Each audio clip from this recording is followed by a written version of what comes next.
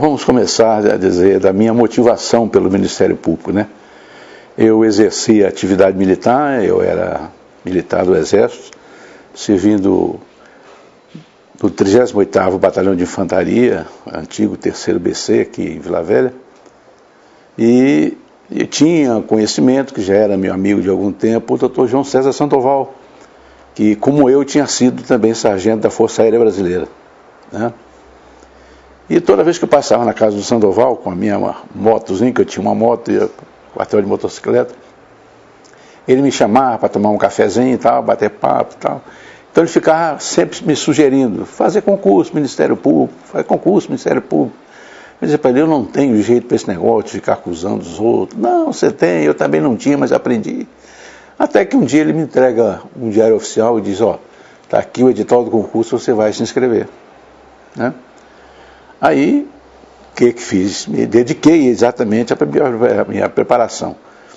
Eu tinha algum tempo de licença no Exército para gozar, né? De férias, tirei e me dediquei intensivamente à minha preparação para o concurso. Eu e mais outros amigos aqui de Vila Velha. Fazíamos até uma dobradinha para saber quem sabia mais sobre determinado assunto, né? E, felizmente, nos consagramos vitoriosos no concurso, né?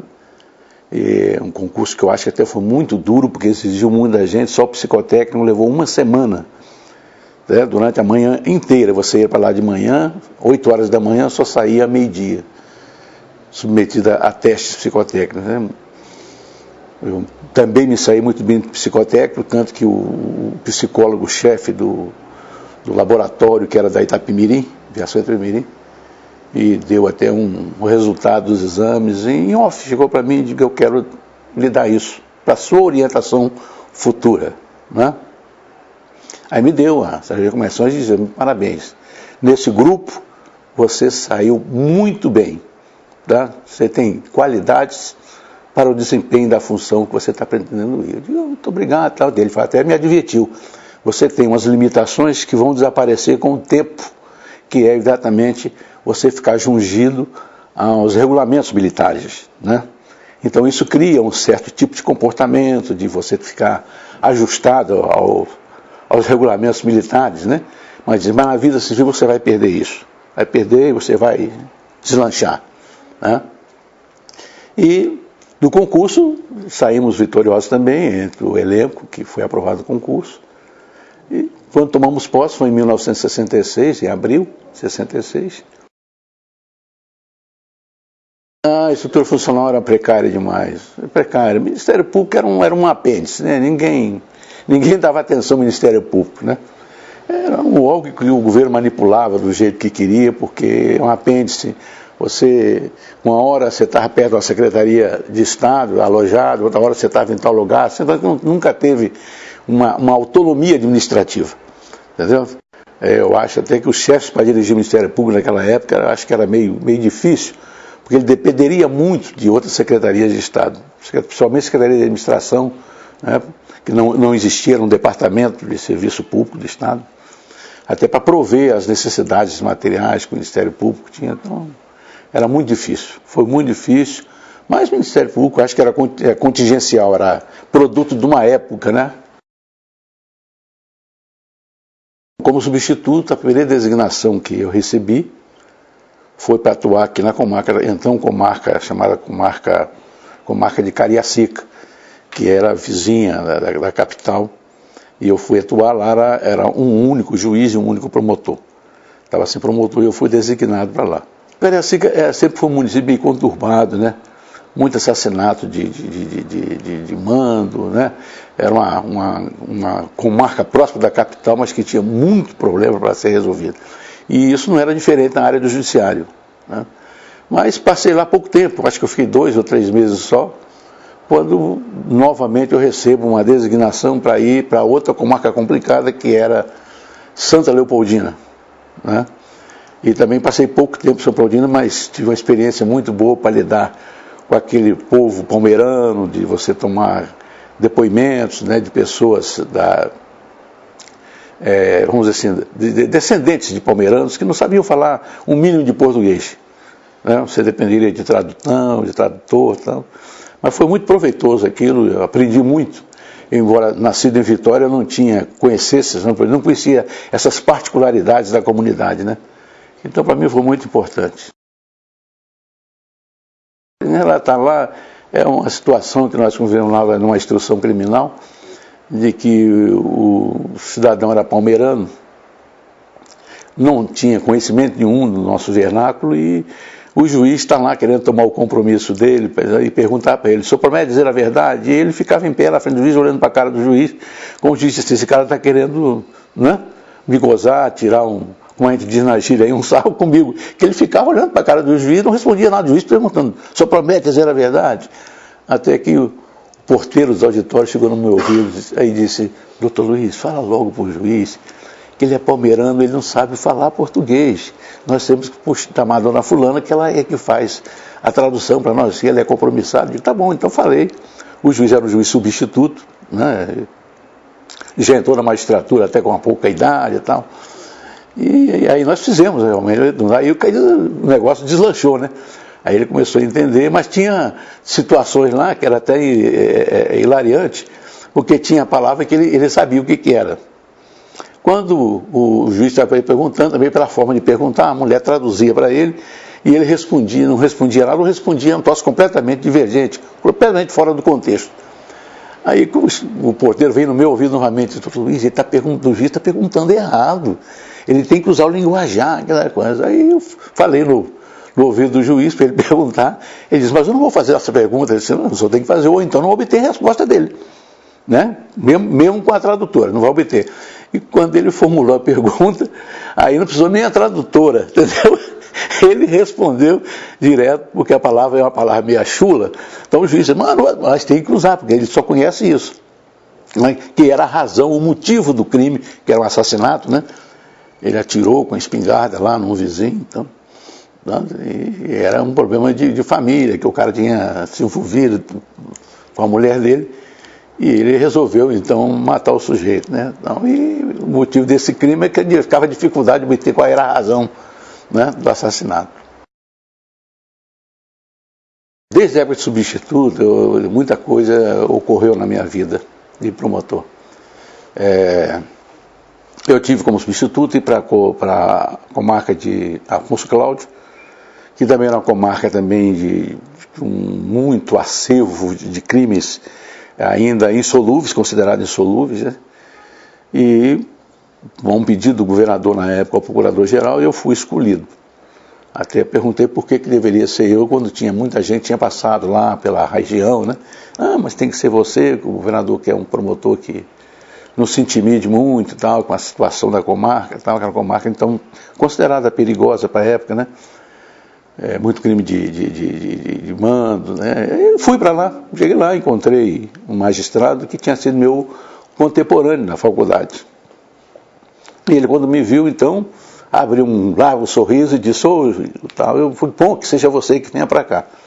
Tinha até dificuldade de comunicação, né, porque a via de acesso a Afonso Cláudio ou era via Santa Teresa ou via Santa Leopoldina, passando por hoje comarca e município, que é a comarca de Maria de Jetibá.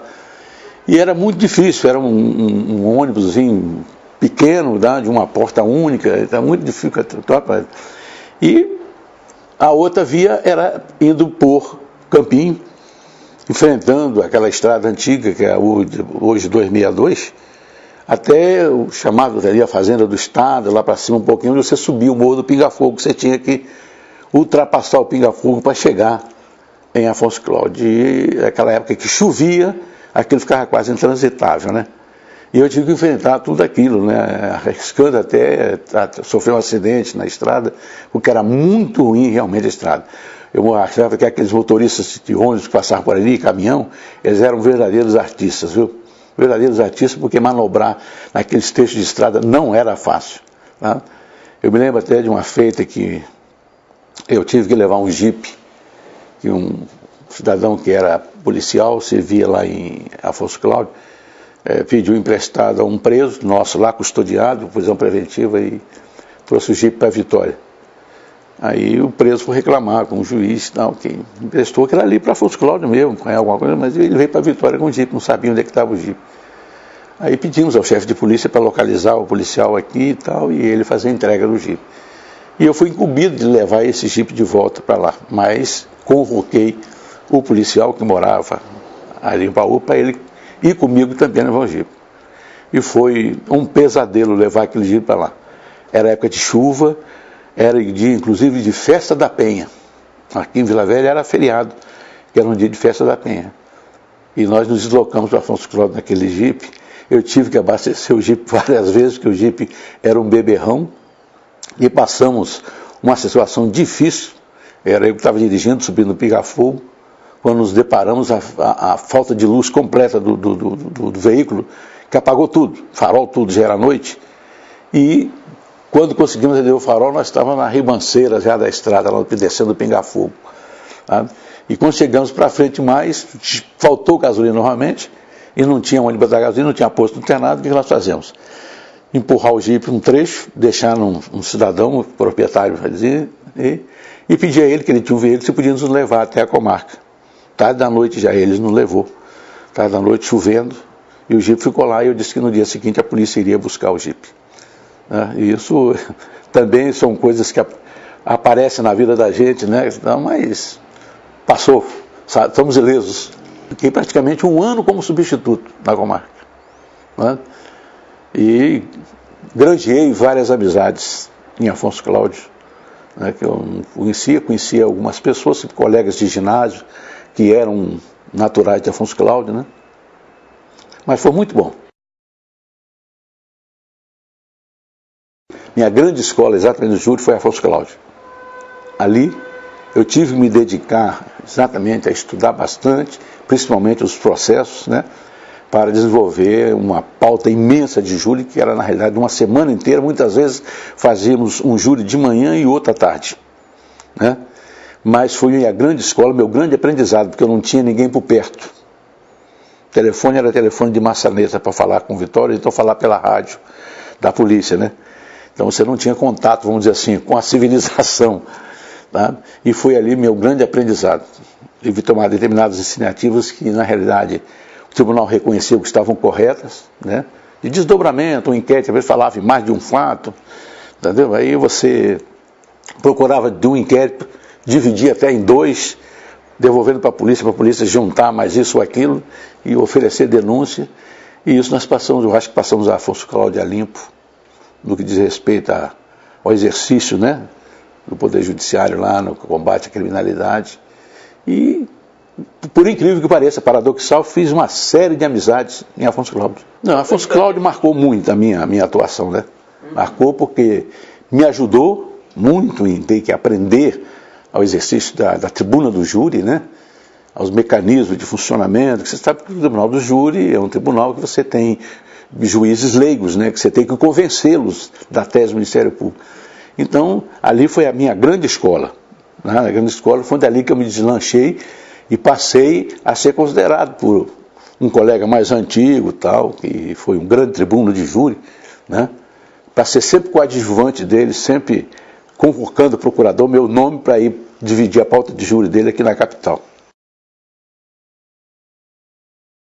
Isso dependeria muito da personalidade do agente do Ministério Público, né? A formação dele, tá? A origem dele, né?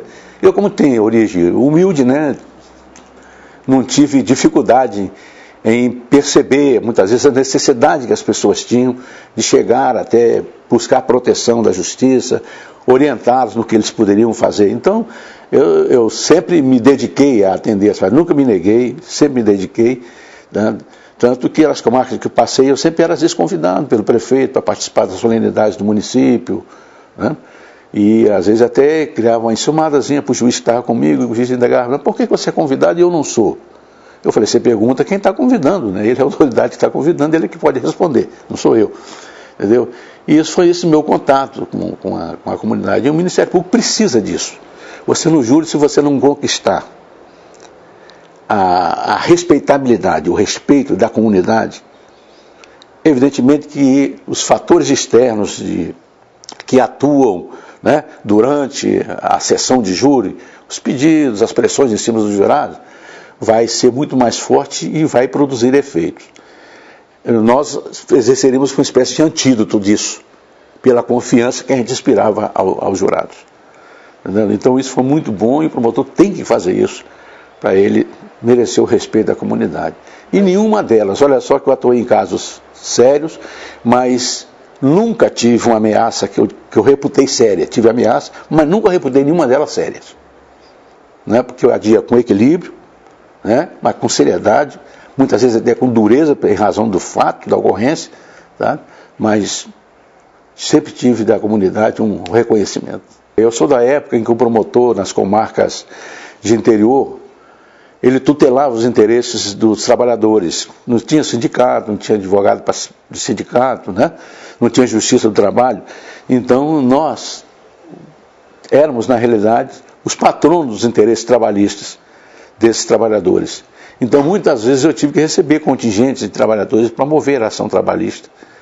E também me considero exitoso nisso, porque eu sempre conversava com eles antes, discutia o meu ponto de vista a respeito da pretensão que eles tinham, que era de direito, que eu achava que era duvidoso, né?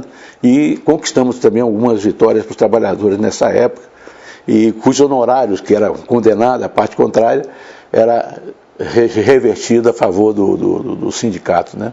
Da categoria. Durante o processo Esquadrão da Morte, eu era substituto então em Vila Velha. E o inquérito veio cair nas minhas mãos. Eu tive que oferecer a denúncia. E logo depois, até o Conselho Superior me requisitou cópia da denúncia, porque corria de informação dentro do próprio Ministério Público que a minha denúncia era inépita. Felizmente, o presidente do Conselho, à época, tá, me deu a retorno, porque eu cobrei também por escrito, eu queria saber, até para minha orientação, né? Ele disse que não, que a denúncia preenchia os requisitos legais, e realmente os fatos foram até o Supremo e foram mantidos todos aqueles crimes que eu capitulei, né? Embora não tenha atuado o restante na ação penal do Esquadrão da Morte, né? Mas fui eu que tive que dar início, até mesmo antes da instauração do inquérito. Por iniciativa minha, é que nós requisitei, pedi ao juiz da época, que nós pudéssemos tomar algumas providências de oitiva de um cidadão que estava no fórum, né? Ninguém queria ouvi-lo, aí uma advogada que era amiga, conhecida, me perguntou se eu poderia ouvi-lo. Eu ouvi a história do cidadão e resolvi levar para o juiz. Embora o juiz já tivesse descartado, eu tentei e consegui convencê-lo que a gente devia tomar aquela iniciativa. Foi muito proveitosa, porque trouxe elementos substanciais para a formação do inquérito posterior à denúncia. Eu acho que foi um grande esforço do Esquadrão da Morte, o Ministério Público trabalhou, acho que bem, nesse processo. As pressões eram muito grandes por parte do governo e de outros setores da administração pública, né? Que era natural, porque politicamente todo mundo, a imprensa e tal, evidenciava de a participação possivelmente de um secretário de Estado que era parente do governador, e isso trazia aquele clima de... né? E eu acho que o Ministério Público se saiu muito bem nesse quadro de atuação, naquele que foi um troço que transbordou as fronteiras do Estado, até houve noticiário internacional sobre os fatos que ocorreram aqui no Espírito Santo, né? Eram crimes cometidos por policiais, né? Que eram sepultados em aspas, né? Na Barra do Jucu. Eu, até por diligência, tive que até acompanhar algumas dessas diligências e encontrar cadáveres enterrados na Barra do Jucu. Aí eu chegava em casa cheirando a formol. O Ministério de Segundo Grau, agora, que evidentemente está recebendo novas incumbências, novas atribuições. Mas antigamente o procurador no segundo grau, as atribuições do Ministério Público no segundo grau, no que diz respeito à iniciativa, ela era toda praticamente do procurador-geral. Ele é que tinha o poder de delegar.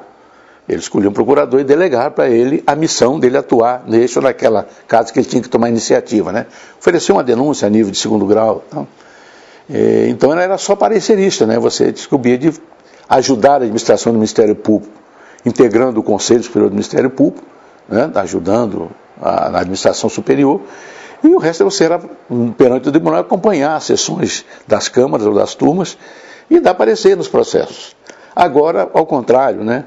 está se chegando a uma posição que sempre foi reclamada do Ministério Público no segundo grau, também ter atividades, ter iniciativa, quer dizer, um procurador proativo. Ele tem que tomar iniciativa independentemente da posição do procurador-geral. Ele não precisa de uma determinação do procurador para fazer isso. Está na área dele, é a nível de segundo grau, ele pode tomar essa iniciativa. Então eu acho que isso aí é um processo que evoluiu, e eu acho que tem que evoluir muito mais também, que tem hoje situações que só podem começar, na realidade, a nível de segundo grau, né?